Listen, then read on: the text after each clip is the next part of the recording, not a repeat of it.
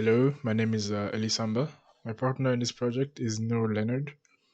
This is a project proposal presentation, the fruit of a design ecology project titled We Are Earth. The goal was to immerse ourselves in the town of Swellendam and identify the challenges faced by the municipality and its people in regards to soil regeneration and waste management. In this presentation, we'll take you through our proposed intervention and the thought process that led to it, starting with the context behind the project, the challenges we uncovered, the goals we wanted to achieve, before diving into the proposal and finishing off with an evaluation of the potential success of this proposal.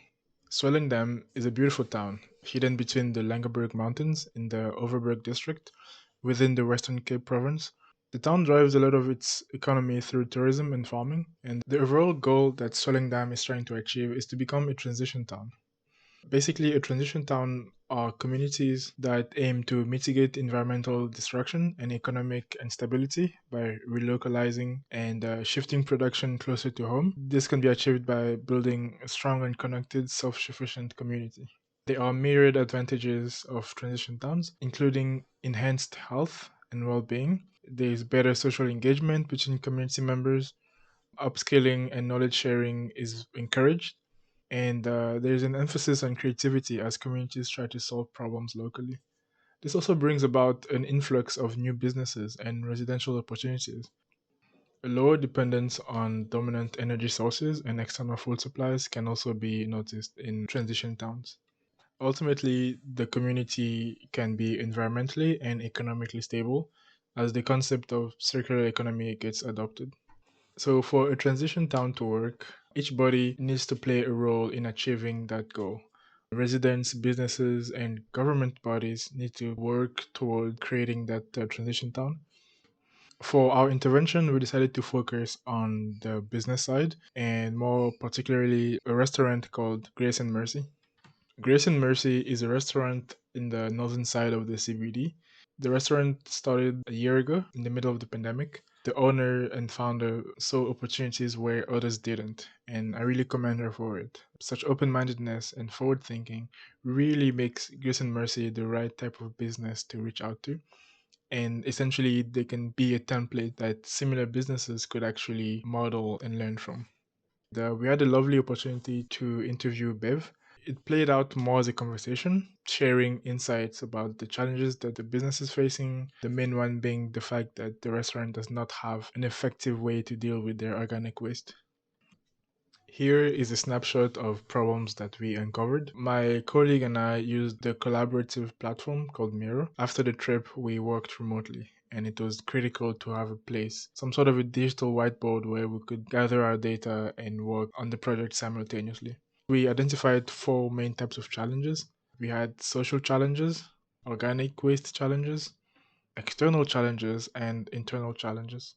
It was important to categorize them because this allowed us to quickly evaluate which challenges was within our scope. And the next step was to highlight the challenges that we could actually tackle. These are the lack of education and awareness on waste management and the lack of staff training in those areas. There was an underutilization of their organic waste. The restaurant had a compost heap, but they were not actually using it, and we saw some opportunities there. Managing organic waste can be time consuming, and not having enough bins to help sort the waste didn't help. Businesses have different requirements when dealing with organic waste, especially restaurants. There's a bigger volume of waste being produced compared to household or other types of businesses. They also have sanitary regulations to keep, so it is important to make sure that these criteria were kept in mind. During our first few days in Swellendam, we actually got more insights on permaculture, which is basically short for permanent agriculture, and it is a sustainable type of agriculture. There's a big role that composting plays in that closed loop system. That system is made up of elements, and every element has its role, and there's a big symbiotic component in the relationship between each element, making it a self reliant system of growing food. That knowledge alone really shows the potential value that the compost heap can add to the restaurant. As we were highlighting these challenges, it was important to reframe the problem to give ourselves more room to think of ways to generate a solution, basically allowing for creative opportunities.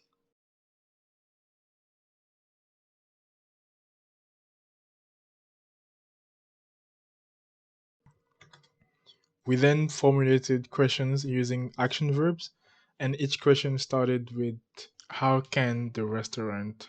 So, how can the restaurant do this? Or how can the restaurant achieve that? This was basically the concept behind the way we asked these questions. Our goals became clearer and clearer, and having trained staff capable of dealing with organic waste efficiently was one of them. We also wanted to encourage sustainability through community engagement, as a restaurant can be a place for the community to actually come together, and even the concept behind the restaurant itself, grace and mercy, giving grace and being thankful for the things that we have. We wanted to incorporate that community engagement element of it. Lastly, allowing Grace and Mercy to become a role model for similar businesses within the community was our third goal. It was then time to brainstorm on solutions and possible steps that the restaurant could take to reach those goals. The methodology we used is biomimicry. According to the Biomimicry Institute, biomimicry is a practice that learns from and mimics the strategies found in nature to solve human design challenges. So when we talk about strategies, mimicking strategies, those can be models, systems, even processes and elements of nature.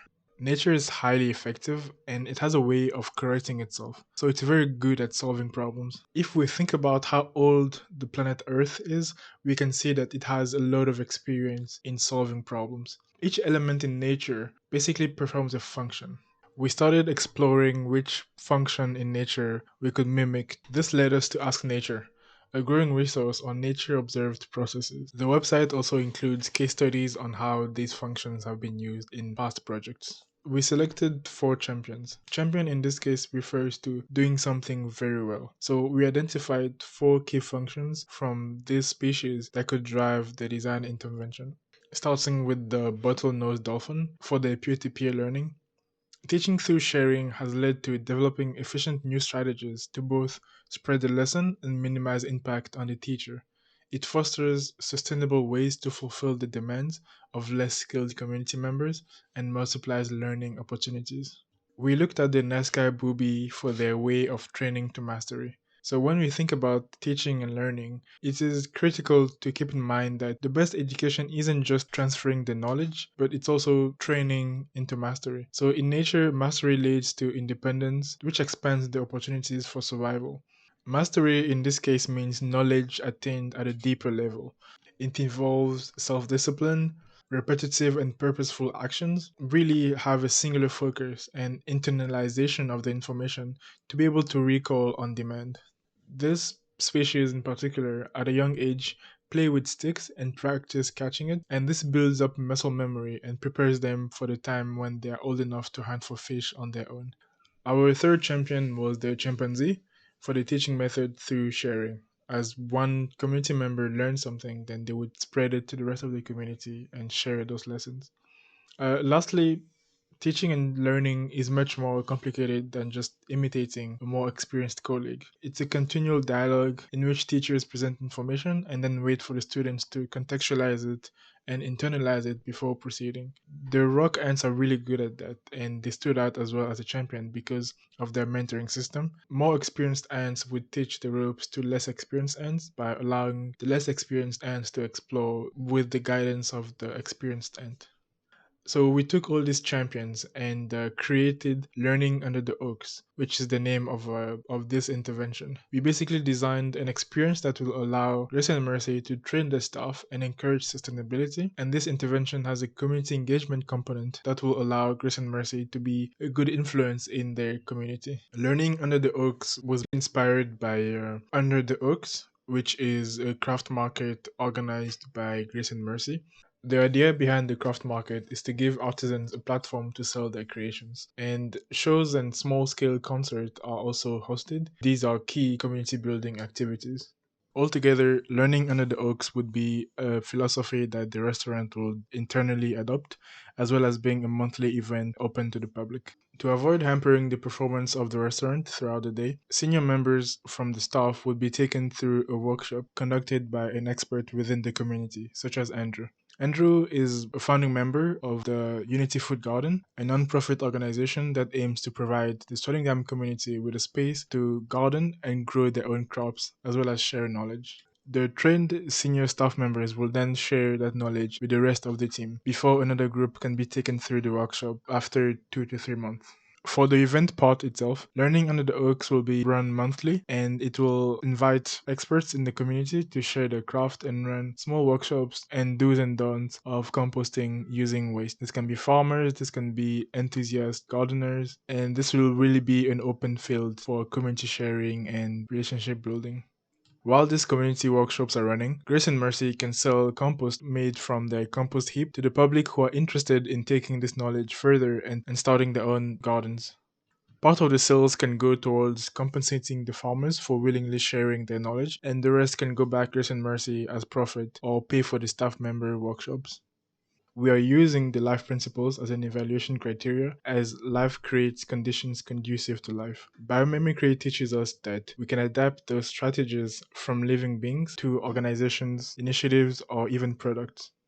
The six basic principles are Earth operation conditions. The first condition is adapt to changing climate. The second being locally attuned and responsive, using life friendly chemistry, being resource efficient, both with material and energy, as well as integrating development with growth, and lastly, evolving to survive. The analysis of our intervention was generally positive, although we couldn't validate the condition for using life friendly chemistry, as the proposed intervention focused more on sharing knowledge and community building. The intervention does combine modular and nested components, as the knowledge shared will happen on different settings and cascade from group to group. It is not self organizing, however, as the restaurant management will need active efforts to run and coordinate the intervention. Learning under the oaks would replicate strategies that work from our chosen champions, and the reshuffling of information from peer to peer learning and feedback loops both works to create the condition of evolving to survive. A related condition for the success of this intervention is the ability to adapt to survive. As it incorporates diversity, learning under the oaks is open for all ages and the entire Swellendam community. The intervention is also resource efficient. It is less demanding on the instructors, and using revenue from the compost sales allows it to pay for itself. The condition of being locally attuned and responsive is definitely validated, as instructors would be local farmers and gardeners.